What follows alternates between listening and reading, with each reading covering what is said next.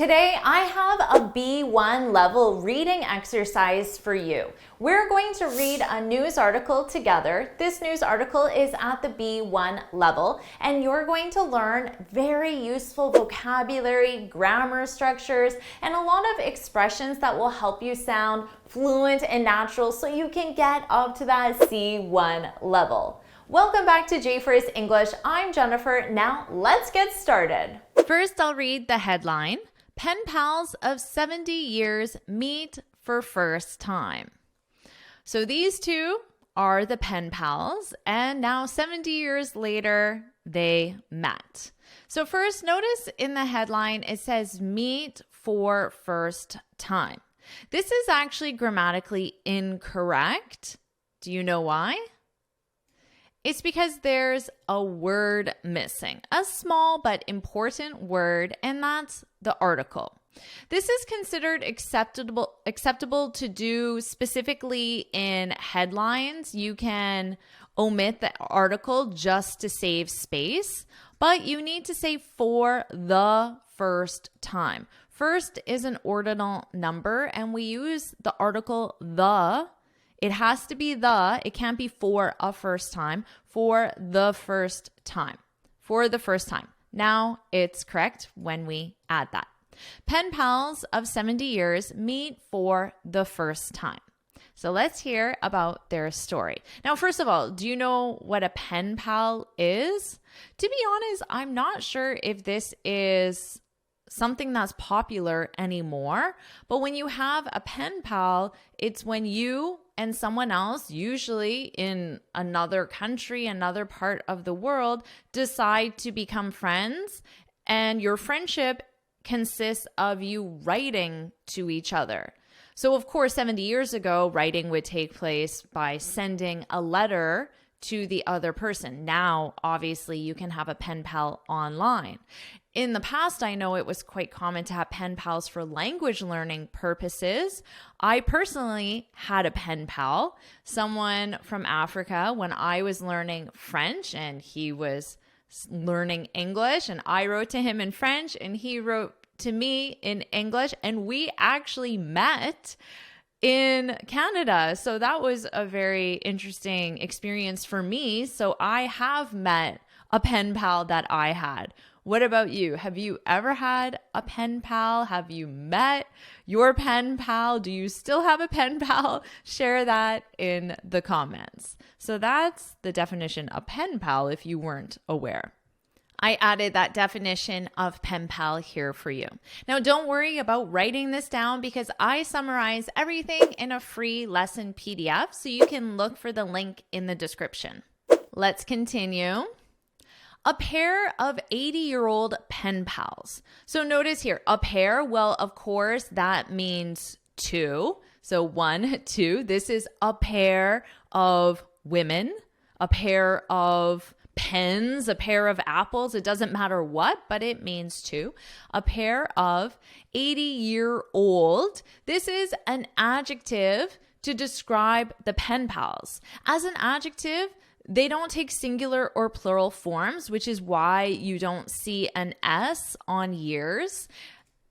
And remember that adjectives are always optional in English. So if I remove the adjective, the sentence would still be correct. A pair of pen pals. So it's still correct without the adjective, and it just describes who the pen pals are. So a pair, remember, that equals two. A pair of 80-year-old pen pals who have been writing to each other since 1955. Of course, we need our what verb tense? Because I have since 1955, what verb tense? Well, of course, the present perfect. In this case, the present perfect continuous, because the action started in the past and continues until now. They're still writing to each other. So that's why we have the present perfect, and since is a keyword for the present perfect. And in this case, it's just in the continuous form because it shows the continuation of the action. A pair of 80-year-old pen pals who have been writing to each other since 1955 have finally fulfilled their lifelong wish to meet in person. So it's been their lifelong wish. I think you can understand what lifelong means, but this is an adjective to describe the wish, and it's something that the person has been wanting to do for their entire life. You can have a lifelong wish. You can also have a lifelong dream, desire, or goal. For example, it's my lifelong dream to go to Disneyland. I don't know why I chose that. It was just the first thing that popped into my head. And then notice here they say, have finally fulfilled their lifelong wish. When you fulfill it, it means you achieve it. They've done it. So you could add, I hope I fulfill it soon. Patsy Gregory from Lancashire, which is in the UK. I'm not sure where, to be honest. If you know where this is, feel free to share. Patsy Gregory from Lancashire traveled nearly 4,000 miles to meet Carol Ann Cross in South Carolina, which is, of course, a state in the US. I'm more familiar with South Carolina than I am Lancashire, I must admit. Who she began writing to as a 12-year-old. So again, here, we're using it as an adjective, as a what? As a 12-year-old girl. And then they just omitted the word girl because it's obvious. But here, as a 12-year-old girl, and then you can just omit that noun and then just have as a 12-year-old. As a 12-year-old. So she began writing to who she began writing to as a 12-year-old. So that's when their pen pal relationship, pen palship, I don't know if that's a word, I made it up. Their pen pal relationship began. All right. Mrs. Gregory said Mrs. Cross. So remember, Mrs. Gregory's from the UK, Mrs. Cross is from the US. Mrs. Gregory said Mrs. Cross was exactly as she imagined she would be. Now notice, as she imagined she would be. We have the hypothetical here because obviously as you're writing to someone, you have an image in your head of who that person is. But at this time, they didn't have social media. They didn't have video chat. So they probably didn't see that many pictures of each other or were exposed to each other's lives in the way we are now because of social media. So they have this image in their mind of what the other person was like. And that's why it's in the hypothetical here. She would be. Mrs. Gregory said Mrs. Cross was exactly as she imagined she would be. I recognized her immediately. When you recognize someone, it means you look at someone and they are familiar to you. So you can recognize a person. And sometimes if you're talking to someone, you're like, oh, hi, do you recognize me? It's another way of saying, do you remember who I am? Because perhaps we met at a conference, but 5 years ago. And the person is asking if I remember who she is. Do you recognize me? Do you recognize me? Now, you can recognize someone physical appearance, but you can also recognize them based on the sound of their voice. For me, actually, I tend to remember someone's voice, the sound of their voice, more than actually what they look like. So I might recognize someone because their voice sounds familiar to me. I recognized her immediately, and it just felt natural.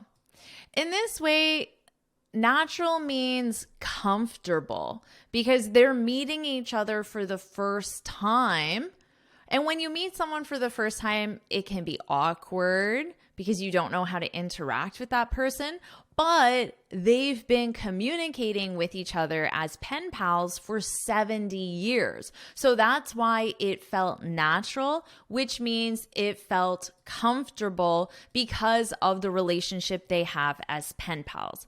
Comfortable. Mrs. Gregory, the one from the UK, Mrs. Gregory said, though the pair had not met before, their lives had taken similar patterns. So remember, the pair means the two of them. So she could say, Mrs. Gregory said, though they, because they represents the two of them, which is also the pair. So you could say, although they had not met before, and then you can see the equivalent of they as the possessive pronoun there. Their lives had taken similar patterns. We're both the same age and got married around the same time and have 3 children, she said, which is probably why their pen pal relationship, which I just described as pen pal ship. I'm making up a new word. You heard it here first. Their pen pal ship, maybe it already exists. I'm not sure. Their pen pal ship was successful because they have all of these similarities. So you could say these are the things they have in common. We have so much in common, and we're both married. We both have 3 children. We're both the same age. We're both women. We have so much in common. We have so many similarities. So notice, so much in common, because common is uncountable. We don't put an S on it. But here, similarities. So many similarities. We have so many similarities. You can use the same verb, have. We started in pencil. They're talking about their pen pal ship, their pen pal relationship. We started in pencil, moved on to ink. When you move on, it means you progress to something else. So you advance. Progress or advance. Progress, advance. Now you move on to something. Notice that. So if you finish one task at work, you can move on to the next task. You can progress to the next task, advance to the next task.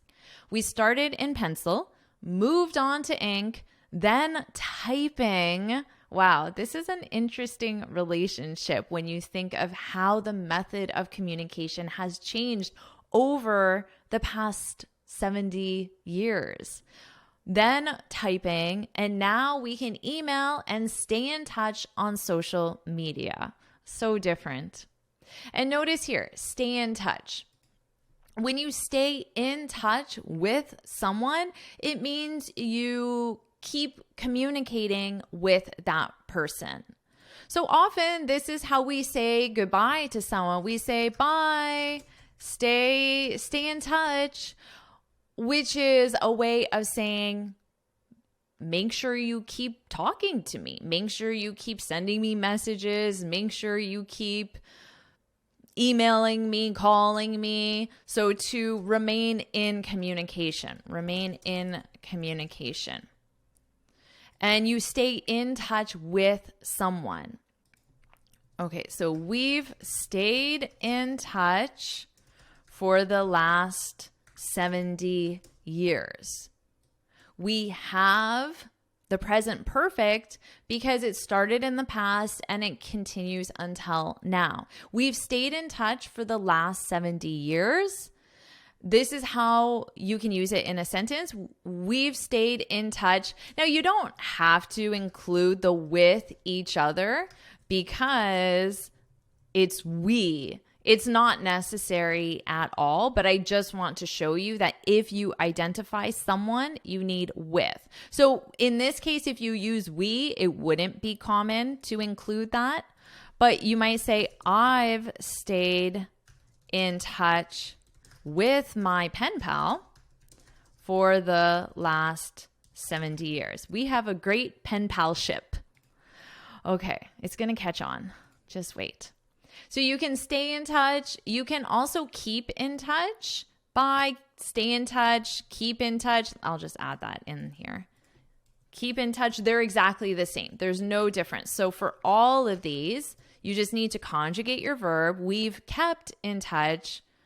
We've kept in touch. I've kept in touch with my pen pals. So you can use stay or keep. There's no difference in meaning. There's just two separate options here. She said, it's come a long way. When something has come a long way, it means that something has progressed a lot. So we can say, for example, computers have come a long way.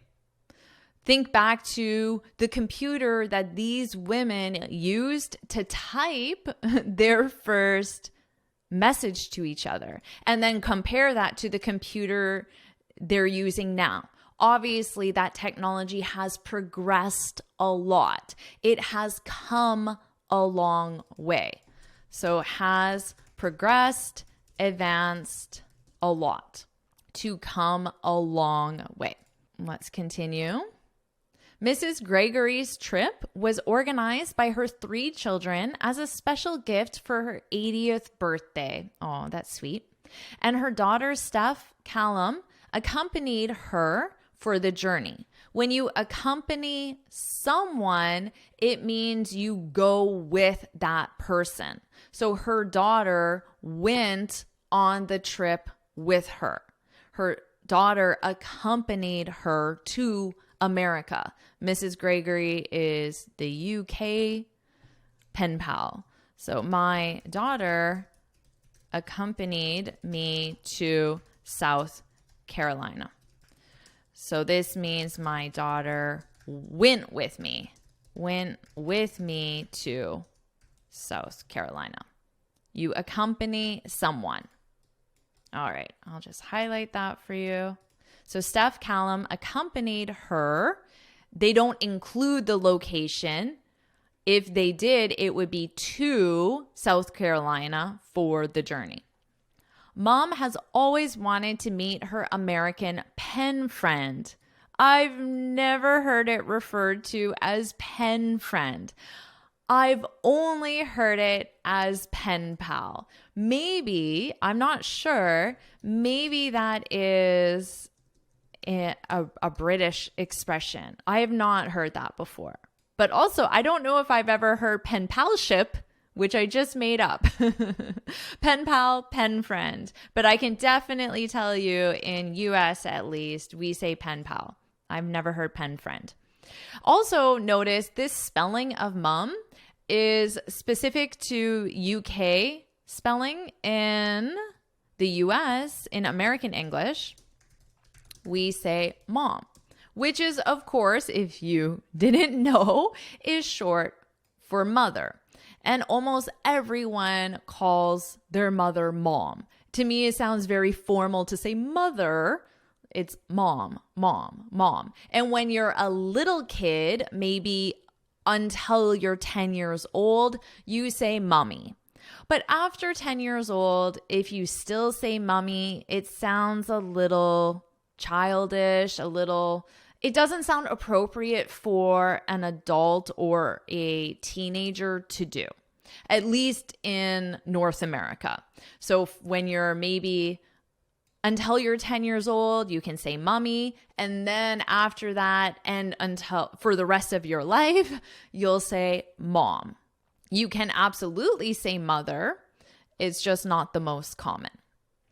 Miss Callum, the daughter, remember Miss Callum, the daughter, Miss Callum she said the meeting had been on her mother's bucket list as it was one of her lifelong regrets. Oh, remember we had lifelong wish? I believe it was a wish. Lifelong wish. You can also have a lifelong regret. A regret is something you wish you had done. Something you wish you had done, but you didn't. I don't like having regrets. I think having regrets are some of the worst feelings you could have. So I always try to make sure I do the things I want to do so I don't have regrets. I don't want to have lifelong regrets. I want to fulfill my lifelong wishes, dreams, desires, and I guess that's it. Wishes, dreams, desires, goals. That was the other one, goals. Okay, a bucket list. This became very popular with a movie. I don't know if I had heard the expression before the movie. When you kick the bucket, it's another way of saying you die. A very casual slang way of saying you die. To kick the bucket.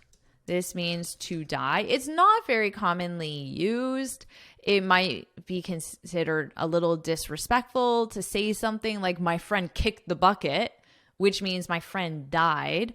But this expression comes from the list of things that you want to do, your goals, your wishes, your desires, the list of things you want to do before you kick the bucket, before you die.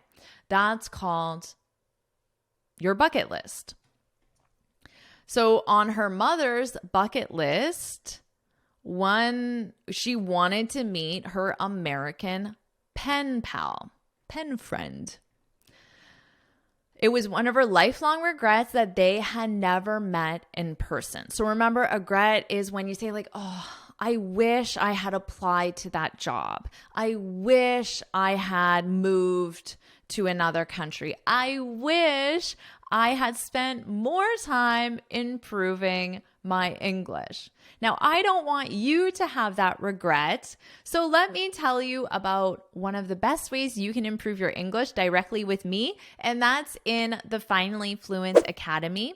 This is my premium training program where we study native English speakers from TV, movies, YouTube, and the news so you can improve your listening skills of fast English and add advanced expressions, advanced grammar to your speech to help you sound fluent and natural, and you'll have me as your personal coach. So to avoid any regrets about your English, I recommend you join the Finally Fluent Academy. You can look for the link in the description. Let's continue. It was very emotional when they met. When something is described as emotional, it means it produces very strong feelings in you. Women tend to show these feelings by crying. So you can imagine they probably were crying, but in this case, they were tears of happiness because they're meeting for the first time. It was very emotional when they met, she added.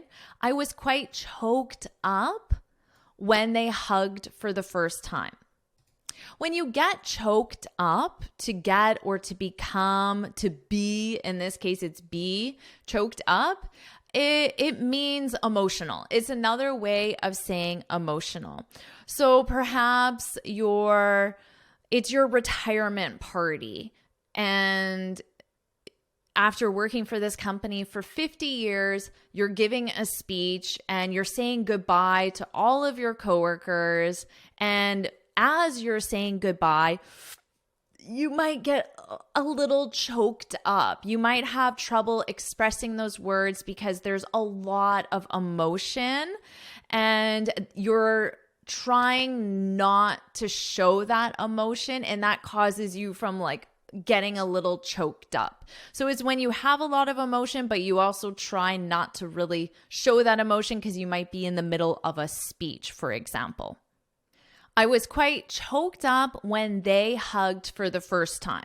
So the daughter is watching the two women. Remember, one of them is her mother. It was her lifelong dream to meet this pen pal that she's had for 70 years. And they hug, and the daughter is watching them and like getting choked up, getting emotional. They hit it off instantly and have a lot in common. Oh, I already shared this with you. Woohoo. Now, to hit it off, this is when you get along with someone When you get along with someone, it means you have a positive relationship with them. So when you hit it off, it means you feel very connected to someone. You feel that you will have a good relationship with someone after meeting them for the first time. And in this case, it is their first time meeting, although they've been communicating for 70 years. They hit it off. So they liked someone and they became friends immediately. They hit it off instantly and have a lot in common. They've been talking nonstop. Nonstop, this is an adverb and it means they've been talking continuously. So the action happens for a long period of time. I have another example here for you. I've been working nonstop, continuously. Now, because this action started in the past and continues until now, you can use the present perfect or the present perfect continuous. Mrs. Gregory and her daughter stayed for 9 days in South Carolina, with much of that time being spent with Mrs. Cross and her family. The two pen pals said they would continue to stay in touch. So remember, stay in touch, or what's the other verb you can use? Stay in touch, or you can keep in touch. Continue to stay in touch, keep in touch through letters and cards. But we're not sure if the meeting would ever be repeated. If something's repeated, of course, it means it happens again. So they're not sure if they'll ever meet in person again, although they do want to maintain their pen pal relationship, their pen palship. And that's the end of the article. And this is an image of the women when they met. And here are some of the letters that they wrote to each other when they could have been 12 or 14 years old. So that must have been really fun to meet each other, to look at these old letters, to talk about their lives. It must have been a very interesting meeting. What about you? Do you have a pen pal? Share that in the comments. And now what I'll do is I'll go to the beginning of the article and I'll read it from start to finish. And this time you can focus on my pronunciation. Pen pals of 70 years meet for first time.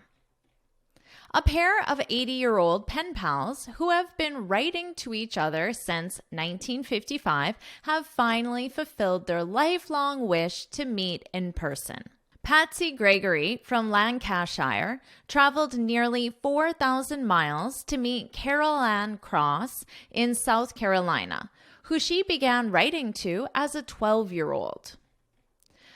Mrs. Gregory said Mrs. Cross was exactly as she imagined she would be. I recognized her immediately and it just felt natural, she said.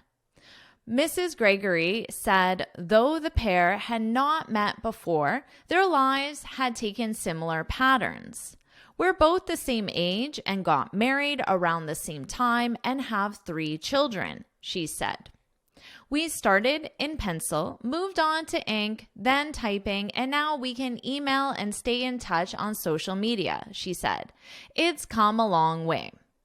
Mrs. Gregory's trip was organized by her 3 children as a special gift for her 80th birthday, and her daughter Steph Callum accompanied her for the journey. Mom has always wanted to meet her American pen friend, Miss Callum said. She said the meeting had been on her mother's bucket list, as it was one of her lifelong regrets that they had never met in person. It was very emotional when they met, she added. I was quite choked up when they hugged for the first time. They hit it off instantly and have a lot in common. They've been talking nonstop.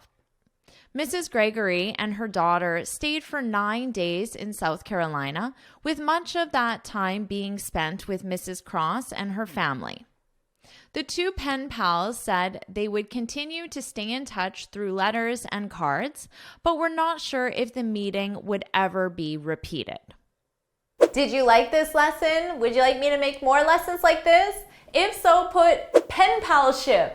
the new word that I made up, pen palship. Now, it turns out that this isn't a real word, but ChatGPT said that anyone would be able to infer the meaning of it, which means that they would instantly understand that I combined pen pal and friendship or relationship, and I took the ship and I added it to pen pal to create pen palship. So I think this was pretty clever of me. A native speaker would absolutely know what it means. Perhaps a student, though, wouldn't understand the inference. Pen palship, put that in the comments if you want more lessons just like this. And of course, make sure you like this lesson, share it with your friends, and subscribe so you're notified every time I post a new lesson. And you can get this free speaking guide where I share 6 tips on how to speak English fluently and confidently. You can click here to download it or look for the link in the description. And why don't you get started with your next lesson right now?